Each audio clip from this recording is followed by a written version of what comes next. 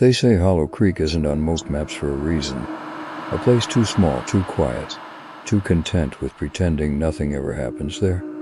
But the locals know better. They know every town keeps its ghosts, and Hollow Creek's ghost has a house and a heartbeat. The road in is a single ribbon of cracked asphalt that winds through cornfields and dead oaks. In the fall, fog sits low on the ground, thick as milk, swallowing the road so clean that headlights look like two floating eyes. The air smells of soil and rust, and sometimes if you listen past the wind, you can hear the faint hum of the old power lines singing to no one. At the heart of town stands Ash Road, narrow and unremarkable. Most houses there look the same, slanted roofs, peeling paint, curtains drawn too tightly. But the one at the end, Nova 417, is different. Its windows are dark even at noon. Its door sags open just enough to breathe. And the mailbox still carries a name, faded to a gray smudge no one reads anymore. People cross the street when they walk past it. Dogs refuse to go near the fence. Teenagers dare each other to peek through the windows on Halloween night. But no one ever lasts long enough to describe what they see. Still, everyone in Hollow Creek knows what happened there, or at least what they tell themselves didn't. In the winter of 1988, the sky above Hollow Creek turned the color of bruised metal. The days were shorter, the air sharper, and the snow fell so silently it felt like the world was holding its breath. That was the winter Jennifer Foster vanished. Jennifer wasn't special, and that was exactly why everyone loved her. 17 years old, straight-A student, worked part-time at the plastics factory outside town. She laughed at bad jokes, collected postcards she'd never send, and dreamed about moving to Chicago, not because she hated Hollow Creek, but because she wanted to see what living looked like somewhere else. Her father worked long hours at the cannery. Her mother stayed home folding laundry, humming half-remembered songs from the radio. Their house smelled of detergent and coffee, a smell Jennifer once thought meant safety. On the night she disappeared, the porch light was left on. Her bike was still leaning against the side of the house the next morning, wheels wet with frost. Some say she ran away. Others whisper that she was taken. But the oldest among them, the ones who still remember the blackout that winter, the nights when even the stars seemed to hide, they'll tell you something else. They'll tell you the house at 417 Ash Road woke up. For weeks after she vanished, people claimed they saw flickers of light moving behind its windows, a glow like candle flame, too low, too steady. And sometimes when the wind came from the north, it carried a voice, in a girl's voice, singing softly as though trying to remember the words to a song she didn't write. No one went to check. Not really, because in Hollow Creek everyone knows that some doors don't stay shut. They wait. I see you. The evening started like every other in Hollow Creek. Quiet, dull, wrapped in the hum of factory sirens and the slow rhythm of winter wind pushing against the glass. At 7:42 p.m., the power flickered once across town. Just a blink, just enough for people to glance up from their dinners and televisions, to notice the lights stutter as though the town itself had shivered. Then everything went dark. Street lamps died in perfect unison. The diner's neon sign buzzed and choked before fading into silence. From the hill, Hollow Creek looked like a shadow that had forgotten its owner. Jennifer Foster was the only one still outside. She'd stayed late at the plastics plant over time again. The kind of shift she took so her father wouldn't have to. The road home was quiet. Her bicycle chain clicked softly in the cold. When the lights went out, she stopped pedaling. The dark was absolute. Even the stars had disappeared behind a blanket of low clouds. She stood there, one foot on the ground, one hand on the handlebars, and listened. At first there was nothing, just wind and the distant creak of frozen branches. Then faintly from somewhere behind her, an engine started. It was a slow, deliberate sound, not the speed of someone driving home, but of someone following. Later, people would swear they heard something that night, a noise like tires against gravel, a woman's voice calling a name. But Hollow Creek is full of noises, and the townspeople have long learned how to ignore the ones that don't stop when they should. At 8:23 p.m., the power came back.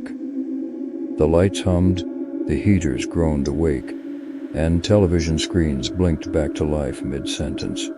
Everything returned to normal, except for one porch light on Maple Drive, which kept burning long after sunrise. Jennifer's father found her bike leaning against the fence at dawn.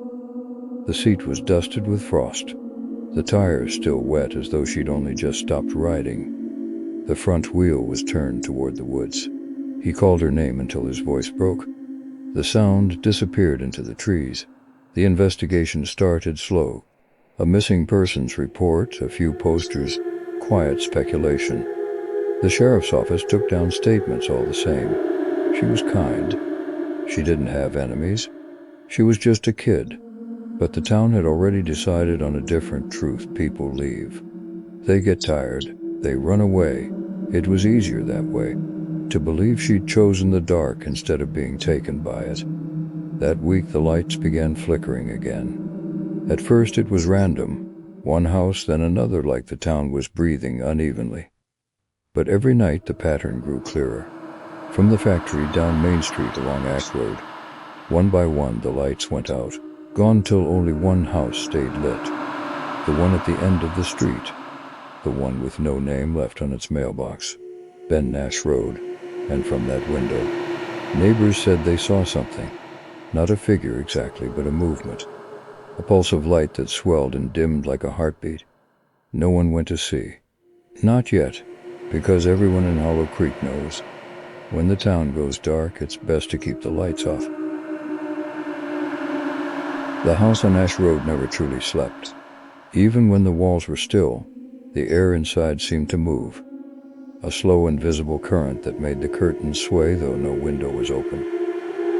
The floorboards expanded inside.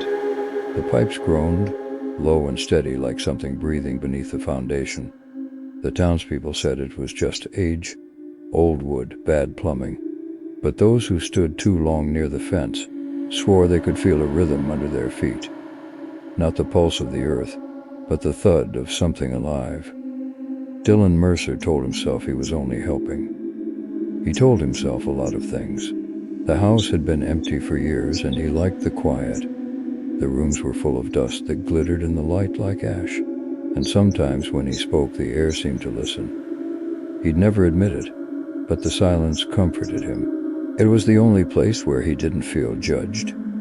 The town saw him as a shadow, a boy who drank too much, worked too little, and carried the kind of anger that spread without fire. When the girl came, he didn't plan anything. At least that's what he kept saying. But the moment she crossed the threshold, the house changed.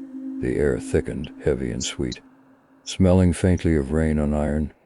He thought he saw the wallpaper move and just a shimmer, like something shifting underneath the pattern. The bulbs flickered. The sound of the wind outside dulled to nothing. It felt like the house had closed its eyes.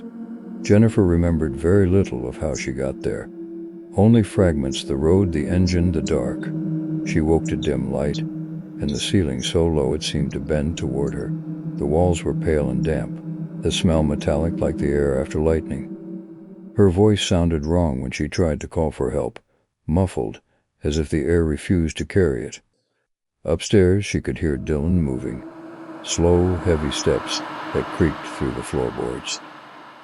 Sometimes he talked, but not to her. His voice rose and fell in tones that didn't match any language she knew, as though repeating words taught to him by the house itself.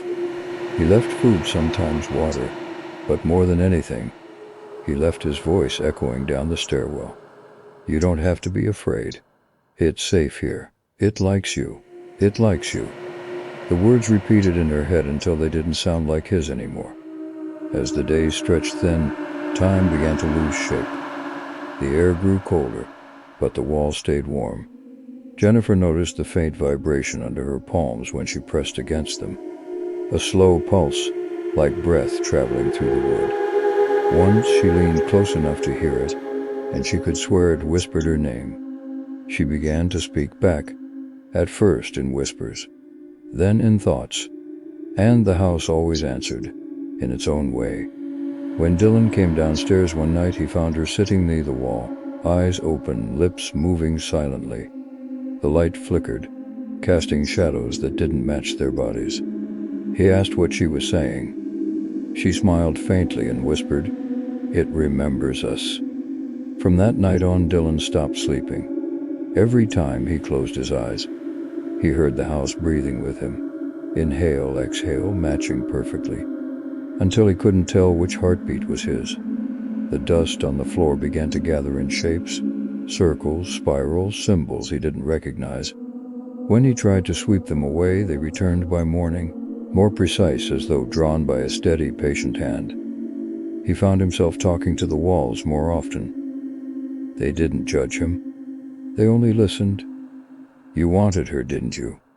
he whispered one night. "Now you've got her. What do you want from me?" The silence that followed was long and deep. Then came the softest sound, like fingers brushing against wood, and the faint echo of his own voice returned to him, perfectly mimicked. "Stay."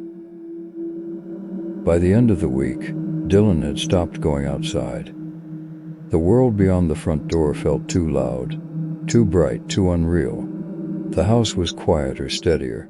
The only heartbeat that mattered was the one under his feet. He sat at the kitchen table, cigarette trembling in his hand, staring at the wall until the patterns began to move again. They twisted and curved, forming words he almost recognized. He blinked and they were gone. From the basement, faint and careful, came a voice. Not Jennifer's, not entirely. "Don't leave me." The walls shivered, and somewhere deep within them, the house drew another breath. By the end of February, time inside the house no longer moved forward. The clock still ticked, but each second felt stretched, elastic, like the air itself refused to let go.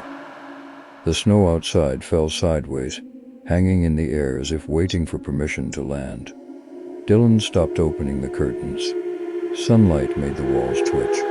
He began sleeping in short bursts, if it could be called sleep at all. Half dreams full of hallways that folded into themselves and staircases that led downward forever. Sometimes he woke standing in the kitchen with his hands pressed flat against the wall, whispering to it like a priest before an altar. The house whispered back, always in Jennifer's voice. "You remember, don't you?" It was supposed to be simple. "We belong to it now." He answered her, or the wall, or both. He wasn't sure anymore. The wallpaper had changed. Where the floral pattern once faded, shapes bloomed instead. Delicate spirals that looked like fingerprints magnified 1,000 times. If he stared long enough, they pulsed. If he blinked, they crawled. He started finding things that didn't belong. A strand of hair looped around a nail, the imprint of a hand on the inside of a window pane, a heartbeat inside the refrigerator's hum. Every object had learned how to breathe. When he drank water, the glass trembled. When he spoke, the house inhaled. And when he fell silent, it sighed. Some nights he saw her, Jennifer, standing at the end of the hall, framed by the dim glow of a bulb that never burned out. Her face was calm, almost kind, but her eyes looked wrong. Too steady, too patient. "You're dreaming," she told him. "Then wake me," he said. He reached for her, and his hand met the wall. The plaster was warm.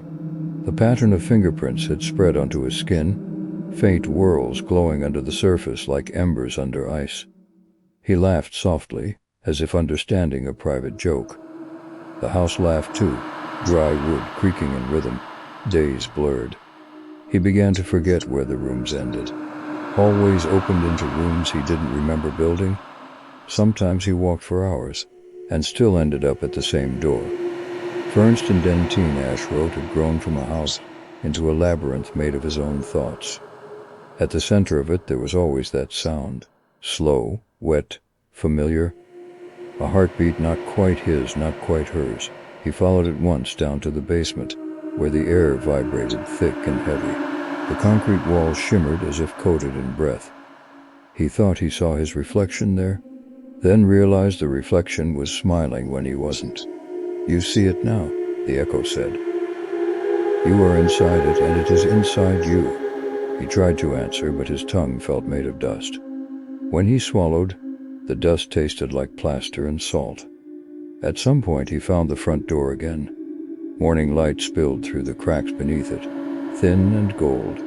For a moment he almost remembered what warmth felt like. He reached for the handle. The wood beneath his palm pulsed once, twice, then stilled. From the other side of the door came a whisper, faint as breath through paper. "Don't."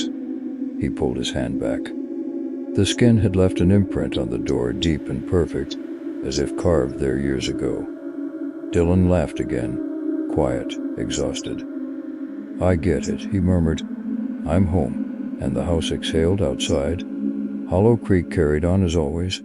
Children catching snowflakes on their tongues, the diner radio playing an old country song, power lines humming above the fields. But if you stood on Ash Road, you might feel it through your shoes. A pulse slow and certain, beating beneath the frozen ground. That the Ash Road was alive, and it had learned his name.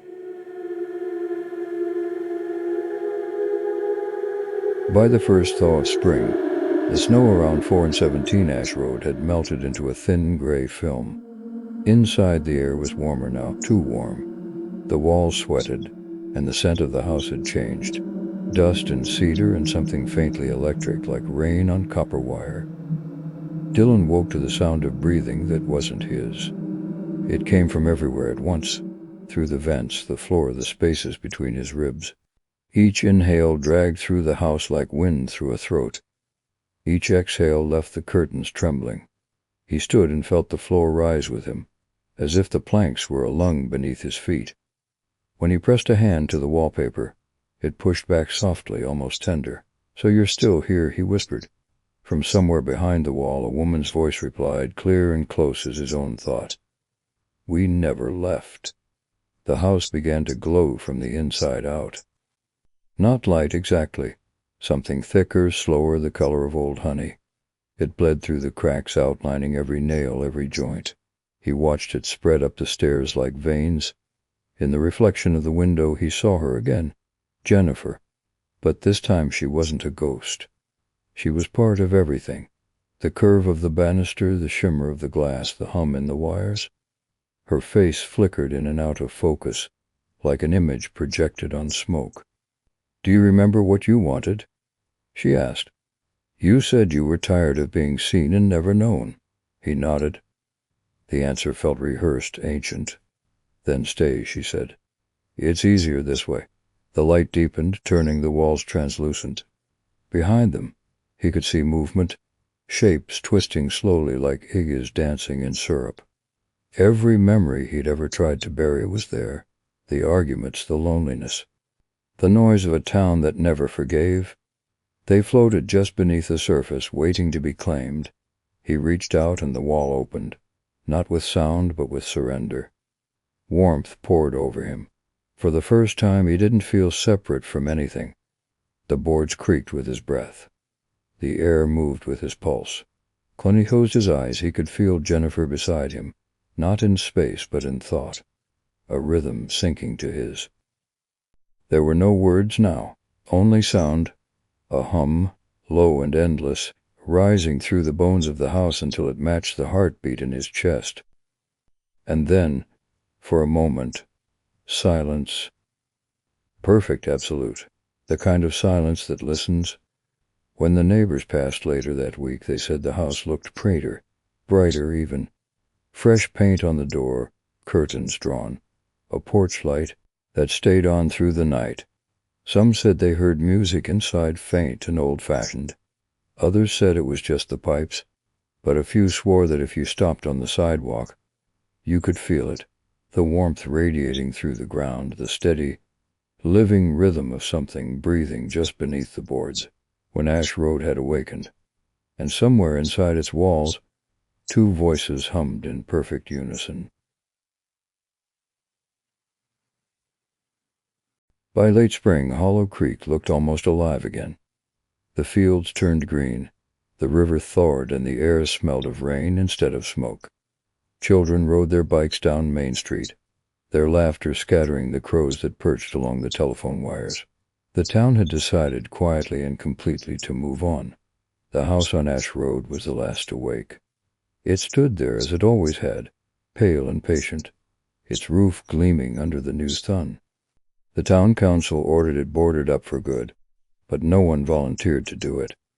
By then everyone knew the stories, how the power grid spiked every night at the same hour, how the air around the property grew warm even in the cold. Most people pretended not to notice. One morning, Officer Ellen Ward drove past the house on a routine patrol. The fog was thin that day, stretched low across the grass like a blanket pulled too tight. She slowed the car, hand resting on the wheel, and watched. For a long minute nothing moved. The curtains hung still, the porch empty. Then faintly from one of the upper windows a flicker. Not a reflection, not sunlight. A steady, deliberate glow, the color of breath in winter. She rolled down her window. The air outside hummed low and constant, like a distant generator. It wasn't the sound that frightened her. It was the rhythm. Slow, human, familiar. Her radio crackled. A voice from dispatch asked if she'd stopped for a reason. She looked back at the house. The light in the window blinked once, twice, then went dark. "No," she said, finally starting the engine. "Just checking." As she drove away, the rearview mirror caught a last glimpse of the house. For an instant she thought she saw movement behind the glass. Two shapes standing close together. Heads tilted as if listening to something only they could hear. That night, the power flickered through Hollow Creek again. No one mentioned it. No one ever does. The street lamps went dark for exactly 17 seconds before the lights returned. Softer, warmer, as though touched by some invisible hand. In the silence that followed, if you listened carefully, beneath the hum of the wires, beneath the rustle of the trees, you could almost hear it, a faint melody, a girl's voice humming from far away, answered by another lower, steadier, until the two blended into one. Ash Road was quiet again. But in Hollow Creek everyone knows, quiet never means empty.